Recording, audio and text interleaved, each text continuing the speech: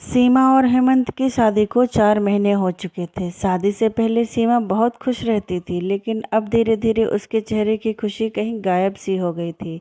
बाकी घरवालों के सामने तो वह अपने चेहरे पर एक नकली मुस्कान सजाकर दिन भर घर में घूमती रहती थी, लेकिन उसका अंतर्मन इतना घायल हो चुका था कि अब वह भीतर से कोई खुशी महसूस नहीं कर पाती थी। उसे ऐसा लगता था जैसे यह शादी करके उसने अपनी ज़िंदगी की सबसे बड़ी गलती कर दी हो और उसकी सारी ज़िंदगी ही इस विवाह के चक्कर में बर्बाद हो गई है। हेमंत ने इतने दिनों में ना तो कभी पत्नी को जानने समझने की कोशिश की और ना ही वह पत्नी से ज़्यादा बातचीत करता था। रात को एकांत मिलने पर भी वह बस अपनी ज़रूरतें पूरी करने के चक्कर में ही लगा रहता था। सुबह होते ही मानो उसे पत्नी से कोई मतलब ही नहीं था। सीमा अपने पति के इस अजीब से व्यवहार से बहुत दुखी थी, क्योंकि उसके अनुसार पति पत्नी सुख दुख के साथी होने चाहिए थे, लेकिन यहाँ पर तो उसका पति केवल उसे दुख ही दुख देता था और वह उसके दुख से कोई मतलब भी नहीं रखता था। आज भी सीमा घर का सारा काम निपटा चुकी थी, लेकिन रात को उसे अपने कमरे में जाते हुए बहुत डर का अनुभव हो रहा था। सीमा की ससुराल में उसके सास ससुर और जेठ जेठानी थे। घर में सभी का व्यवहार उसके साथ बहुत अच्छा था। सभी लोग एक साथ मिलकर हंसी खुशी रहते थे। बस सीमा को अपने पति हेमंत से बहुत डर लगता था। जब वह कमरे में पहुंची तो उसका पति अभी कमरे में नहीं आया था। वह छत पर अपने किसी दोस्त से फ़ोन पर बातें करने के लिए चला गया था। सीमा थकी हुई थी तो बिस्तर पर आकर आराम करने लगी। थोड़ी देर के बाद हेमंत कमरे में आया तो सीमा चुपचाप करवट बदलकर सोने का नाटक करने लगी। लेकिन हेमंत को उसके सोने जागने से क्या फ़र्क पड़ता था। उसे तो बस अपनी मन मर्जी करनी थी। उसने सीमा को ज़बरदस्ती खींचकर अपनी ओर घुमाया तो पिछली रात को उसे जो चोट लगी थी वह दर्द फिर से उसे पीड़ा पहुंचाने लगा। सीमा कराह उठी, लेकिन हेमंत ने इस बात पर ध्यान ही नहीं दिया। तब सीमा ने दबी जुबान में कहा, सुनिए ना, आज मेरी तबीयत कुछ ठीक नहीं लग रही है। हेमंत ने उसकी बात को नज़रअंदाज करते हुए कहा, तुम्हारा तो रोज़ का ही कुछ न कुछ लगा ही रहता है, मेरा मूड खराब मत करो। फिर वह अपनी मनमानी करता चला गया और सीमा एक बार फिर से दर्द के सागर में डूबती चली गई। देर रात तक रोते रोते वह कब सो गई उसे कुछ पता ही नहीं चला। अगली सुबह उसकी नींद टूटी तो वह आईने के सामने जाकर खड़ी हुई। दर्द से तड़पती सीमा आईने में अपनी गर्दन और चेहरे पर दांतों के निशान देखकर रो पड़ी तो पति चिल्लाया, अब सुबह रोने धोने का नाटक लेकर क्या बैठ गई हो तुम औरत हो तो थोड़ा दर्द तो झेलना ही पड़ेगा।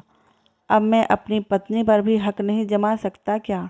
सीमा की आंखों से आंसू बहने लगे और हेमंत पैर पटकते हुए कमरे से बाहर निकल गया। हर रात की यही कहानी थी और अगली रात भी उसके दर्द को नज़रअंदाज करके उसके पति ने फिर उसके साथ हिंसक व्यवहार किया। सीमा समझ नहीं पा रही थी कि क्या शादी होने का मतलब केवल यही है। उसने तो बहुत सारे सपने सजाए थे कि उसका पति उसे खूब प्यार दुलार करेगा, उसे अपनी पलकों पर बिठाकर रखेगा, उसके मन को समझने की कोशिश करेगा, हर सुख दुख में उसका साथ देगा, वह अपने पिया के दिल की रानी बनकर रहेगी। लेकिन यहाँ तो उसके पति को केवल उसके तन से ही मतलब था। उसकी शादी को 4 महीने हो चुके थे। हर रात उसके साथ वही कहानी दोहराई जाती थी। सुबह उठकर वह मेकअप से अपने जख्म छुपाने की कोशिश करती थी।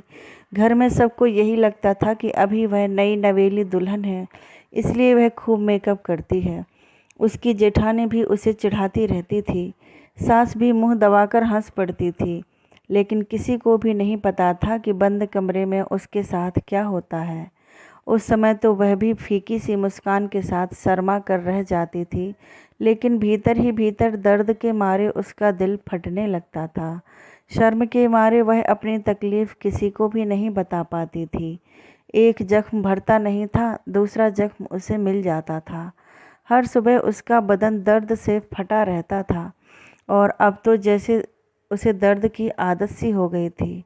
वह सुबह मशीन की तरह उठती, नहा धोकर अपने बदन पर नीले पड़े निशानों पर मेकअप लपेटती और कमरे से बाहर निकलते ही एक नकली मुस्कान की चादर ओढ़कर बाकी सबके साथ घर के कामों में जुट जाती थी। ऐसे ही एक दिन सीमा को सुबह उठने में ज़रा देर हो गई। वह जल्दीबाजी में नहा धोकर ढेर सारा मेकअप लगाकर रसोई में काम करने के लिए पहुंच गई। उसकी जेठानी उसे चिढ़ाती हुई बोली, क्या बात है देवरानी जी, लगता है आजकल आपकी नींद कुछ ज़्यादा ही गहरी होती जा रही है। देवर जी रात में सोने नहीं देते क्या? सीमा के काम करते हुए हाथ एकाएक रुक गए और रात के दर्दनाक दृश्य उसकी आंखों के सामने घूम गए। लेकिन अगले ही पल वह अपने आंसुओं से भरी आंखों को छुपाते हुए धीरे से मुस्कुरा दी। तभी उसकी जेठानी रश्मि की नज़र उसकी खुली हुई पीठ पर पड़ गई। उसकी गोरी पीठ पर दांतों के निशान देखते ही रश्मि स्तब्ध रह गई। उसने झट से सीमा के कंधे पर हाथ रखकर उसका चेहरा अपनी ओर घुमाते हुए कहा, सीमा तुम ठीक तो हो? सीमा ने घबराकर अपनी पलकें ऊपर उठाईं कि जेठानी जी ऐसा सवाल क्यों कर रही हैं। उसकी आंखों में पानी देखकर रश्मि मानो उसके दिल का हाल समझ गई। उसने उसकी आंखों में झांकते हुए कहा, सीमा तुम्हारे और देवर जी के बीच में सब कुछ ठीक ठाक चल रहा है ना? देखो तुम मुझे दीदी कहती हो, तुम मुझसे कुछ भी मत छुपाना। जरा सी सहानुभूति मिलते ही इतने दिनों का लावा फूट पड़ा और सीमा जेठानी के गले लगकर फूट फूट कर रो पड़ी। सिसकते हुए उसने नपे तुले शब्दों में उसे बता दिया कि उसका पति रात को उसके साथ कितना गंदा व्यवहार करता है। यह सब जानकर रश्मि को गहरा झटका लगा, क्योंकि हेमंत बाकी परिवार वालों के सामने बहुत ही सभ्य व्यवहार करता था। दुनिया वालों की नज़र में वह एक आदर्श बेटा, अच्छा देवर और सज्जन आदमी था, लेकिन अपनी पत्नी के साथ बंद कमरे में वह कैसे हिंसक हो उठता था। रश्मि ने सीमा के आंसू पोंछते हुए कहा, तुम इतने दिनों से चुप क्यों थी? तुम्हें गलत के खिलाफ आवाज़ उठानी चाहिए थी।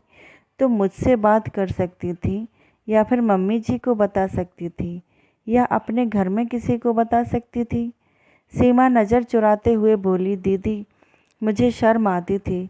मुझे लगता था कि पता नहीं लोगों को जब यह सब पता चलेगा तो वह लोग क्या सोचेंगे। सीमा रश्मि को समझाते हुए बोली। यह सुनकर रश्मि बोली, बहुत सी औरतें ऐसे ही शर्म और लिहाज के कारण ज़िंदगी भर ऐसी तकलीफ़ें झेलती रह जाती हैं, लेकिन औरतें कोई मशीन नहीं होती कि मर्द केवल उनका इस्तेमाल करता रहे। उनमें भी कुछ भावनाएं होती हैं, उन्हें भी दर्द होता है।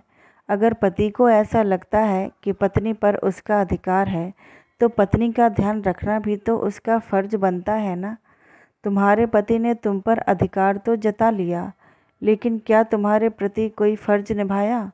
सीमा ने सर झुका लिया तो रश्मि उसका हाथ पकड़कर उसे सासू माँ के कमरे में ले गई। सरिता जी उस समय अखबार पढ़ रही थीं। रश्मि ने उनके हाथों से अखबार लेकर टेबल पर रख दिया तो सरिता जी बोल पड़ी, अरे बहू, अखबार क्यों छीन लिया तूने? देश दुनिया की खबर भी नहीं पढ़ने दोगी क्या?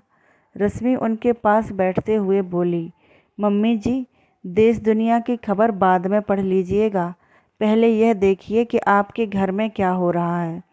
इतना कहकर उसने सीमा की पीठ पर निशान उन्हें दिखा दिया और सारी बातें भी बता दी। सरिता जी अपना सर पकड़ कर बैठ गईं और कहने लगी, मुझे नहीं पता था कि मेरा बेटा ऐसा है। वह जो भी कर रहा है बहुत गलत कर रहा है। आने दो तुम्हारे पापा जी को, मैं उन्हें सब बताती हूँ, फिर हम सब मिलकर उसे समझाएंगे। आज सीमा के तपते मन को एक शीतलता मिल गई थी। उसका पूरा परिवार उसके साथ है। शाम को जब हेमंत ऑफिस से घर आया तो उसके पिता रमेश जी ने उसे आवाज़ देकर बुलाया। हेमंत पिता के कमरे में पहुंचा तो रमेश जी ने उसे समझाते हुए कहा, बेटा देखो, पति पत्नी का रिश्ता बहुत ही खूबसूरत होता है, लेकिन जो पति अपनी पत्नी को अपनी ज़रूरतें पूरी करने का माध्यम समझते हैं, वह अपनी जीवन संगनी के साथ बड़ा गलत करते हैं। पिता की बात सुनकर हेमंत सक पका गया। उसके चेहरे का रंग उड़ने लगा, मानो उसकी कोई चोरी पकड़ी गई हो। उसने घबराते हुए कहा, हाँ पापा, मैं यह बात अच्छे से जानता हूँ, लेकिन यह सब आप मुझे क्यों बता रहे हैं? रमेश जी गंभीर आवाज़ में बोले, देखो बेटा, बहू ने हमें सब कुछ बता दिया है कि तुम बहू के साथ कितने गंदे तरीके से पेश आते हो। वह भी एक जीती जागती इंसान है, वह कोई मशीन नहीं है, उसमें भी भावनाएं हैं। तुम्हें अपनी पत्नी का ध्यान रखना चाहिए, ना कि उसे दर्द देना चाहिए। क्या पत्नी को पीड़ा पहुंचाकर ही तुम्हें शादीशुदा जीवन का सुख लेना है? पिता की बात सुनकर हेमंत ने सर झुका लिया। उसे अजीब सी बेचैनी होने लगी। वह कांपते स्वर में बोला, पापा, पता नहीं मुझे उस वक्त क्या हो जाता है। मैं एक अलग इंसान बन जाता हूँ। मुझे भी उसे तकलीफ़ देना नहीं चाहता मैं भी, लेकिन जब वह सुबह उठकर रोती है तो मैं उस पर ही झुंझला उठता हूँ। साथ ही मुझे खुद पर भी गुस्सा आता है। मैं रोज़ मन ही मन निश्चय करता हूँ कि आगे से उसे दर्द नहीं पहुँचाऊँगा, लेकिन पता नहीं ऐसा क्यों हो रहा है। कहते हुए वह रोने लगा तो रमेश जी समझ गए कि उनके बेटे को मदद की ज़रूरत है। उन्होंने कहा, बेटा तुम चिंता मत करो, मैं तुम्हें डॉक्टर के पास लेकर जाऊंगा और सब कुछ ठीक हो जाएगा। अगर तुम्हें अपनी गलती का एहसास है तो तुम उसे ज़रूर सुधार सकते हो, बस तुम्हें थोड़ी मदद की ज़रूरत है। जब रमेश जी हेमंत को लेकर मनोचिकित्सक के पास गए तो काउंसलिंग में पता चला कि हेमंत को उसके कॉलेज में कुछ दोस्त पहले उसे गंदी वीडियो दिखाया करते थे। उन सब चीज़ों का उसके दिमाग पर बहुत गहरा असर पड़ा था। अब वह अपनी पत्नी के आने के बाद अपने जीवन में भी वही सब लागू करना चाहता था। डॉक्टर के द्वारा काउंसलिंग करने पर अब हेमंत का व्यवहार धीरे धीरे सामान्य होता चला गया और वह अपनी पत्नी के साथ एक दोस्ती वाला रिश्ता बना रहा था। अब वह अपनी पत्नी का ध्यान रखने की कोशिश करता था, हर सुख दुख में उसका साथ देता था, उसके मनोभावों को समझता था और जब वह प्यार से उसके करीब आता था तो दोनों के रिश्तों में प्रेम सुधा बहने लगती थी। तब सीमा भी प्रेम के मीठे एहसास से भीग उठती थी, क्योंकि अब उसका पति उसे सच्चे दिल से प्रेम जो करता था, उसके सुख दुख की बातें भी सुनता था। सही मायने में अब वह अपने पति की अर्धांगिनी बन चुकी है।